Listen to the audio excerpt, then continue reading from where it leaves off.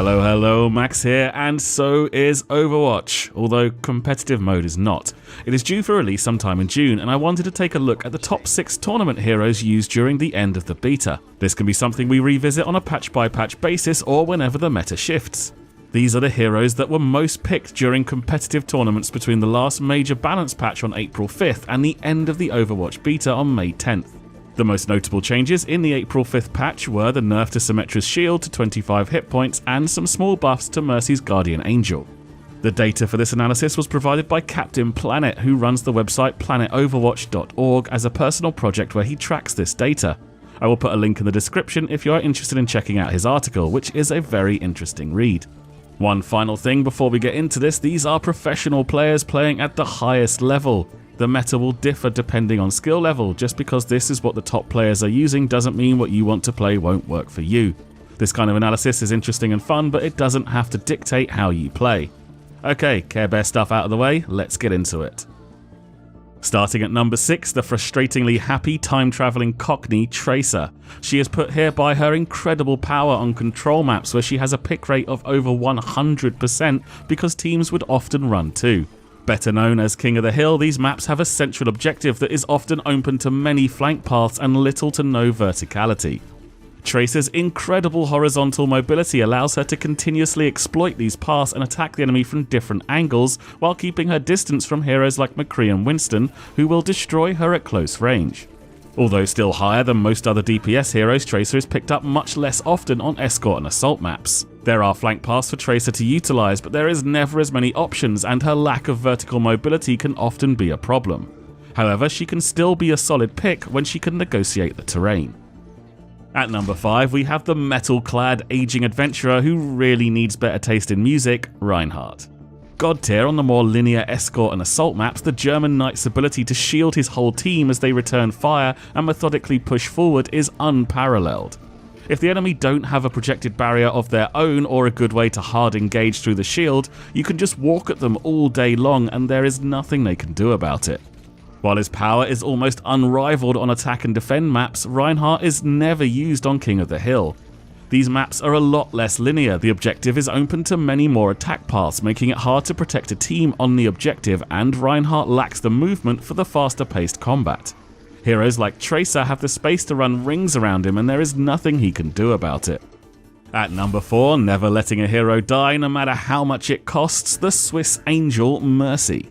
Like Reinhardt, she has an almost 100% pick rate on escort and assault maps, as a team can easily protect her from the limited attack angles. Her single target healing is unrivaled and her ultimate is usually the deciding factor to any team fight. On King of the Hill, the prominence of Tracer and Winston makes her a much weaker pick. The high number of flank paths makes it very hard to protect Mercy from being assassinated or being mauled by an angry scientist, and although the ultimate can still be relevant, it is less useful when supporting heroes that play a flanking playstyle. In at 3, the angry scientist himself, Winston. Like Tracer, he is picked up on attack and defend maps. Anyone that's seen our Gibraltar map guide knows some of the good he can do, but again, like Tracer, Winston's high usage during competitive games is due to teams often running double Winston on King of the Hill. The best defense is a good offense, and when a map requires you to build a team that can both attack an objective, then defend it, the highly aggressive double Winston is almost unrivaled. Once the objective is secured, Winston can easily continue the aggression and force engagements on his team's terms with the mobility to get back to the point should someone slip past the onslaught. The number 2 spot goes to everyone's favourite time-telling cowboy, Jesse McCree. The king of close to medium range combat is picked up regularly across all map types, although less so on King of the Hill. McCree is picked so often he is the most popular damage dealer by a long way. There is on average 1.07 McCrees in every tournament game played.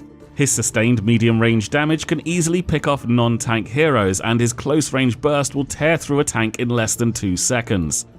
That really is bonkers. At close range he can burst more damage than Reaper, and at medium range he has the sustained DPS to rival Soldier 76. If that wasn't enough, he has not one but 2 ways to take down a Reinhardt projected barrier. A flashbang stun works well if you can get it over the shield, but McCree's ultimate Deadeye only needs 2 enemies standing behind the shield to charge enough power to deal the 2000 hit points in 2 shots. Any more standing behind the shield will be killed because the shield is destroyed. Before everyone starts calling to nerf McCree, the presence of Reinhardt is what makes McCree such a strong pick. Not just his ability to deal with the enemy shield, but the friendly one protects him from his weakness. His lack of mobility makes him easy work for snipers and anyone who can deal damage from medium to long range where his damage heavily falls off. Without Reinhardt, McCree would struggle to find good positioning to fire his shots from. On King of the Hill, where there is no Reinhardt, he is picked a lot less, but still more than the other damage dealers with the exception of Tracer. And Tracer is the reason why. While McCree doesn't necessarily hard counter Tracer at high level because high level Tracer players will not often get flashbanged, McCree still creates a zone around him the Tracer cannot enter, and at medium range McCree has a good chance to take out Tracer with the normal shots of his revolver. And at number 1, dropping beats and booping bad guys, the Brazilian jet setter Lucio. The international DJ has picked up more than any other support on assault escort maps, but on King of the Hill almost every team always runs double Lucio. His utility is insane in a coordinated team. If you haven't yet experienced the Deadeye death ball flying at you, let me tell you it is a terrifying thing. McCree and Lucio behind a Reinhardt shield. McCree activates Deadeye, Lucio amps up a speed boost, and hot bullety death comes for you before you know it's high noon. On King of the Hill, mobility is king, and no one gets his team moving like Lucio. He also has the best survivability of the supports. The other supports all need their team's protection because they lack ways to heal themselves when taking damage, but Lucio is not an easy target for Tracer or Winston. They often have to commit a lot to try and take him down. The ultimate also synergizes very well with the aggressive flanking playstyle of Winston and Tracer, as they can both jump at the enemy after gaining their huge overheal. And of course, on top of his good all-round utility, the King of the Hill maps are full of areas poor heroes can be booped off of the side and fall to their deaths.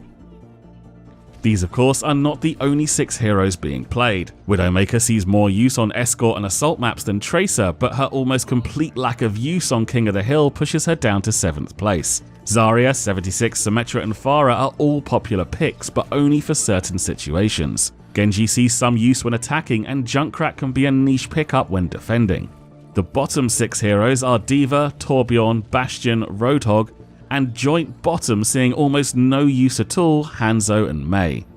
D.Va sees some play with stall tactics at the end of an assault or escort map, and teams have tried to make the turret classes work, but Roadhog's high health pool and large hitbox provides too much ultimate to the enemy.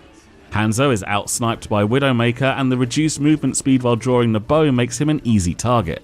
Mei's short range can easily be avoided, however I believe she may see more use if teams are able to effectively use ice walls to divide the enemy. And that about wraps up this first look at the competitive meta. All this data was collected during the beta when fewer players had access to the game, so going forward things could change. It will be interesting to revisit this topic as the competitive scene grows and new heroes are introduced. If you enjoyed this video, hit that like button and let me know in the comments if this is something you'd like to see more in the future. Take it easy, and I'll see you soon.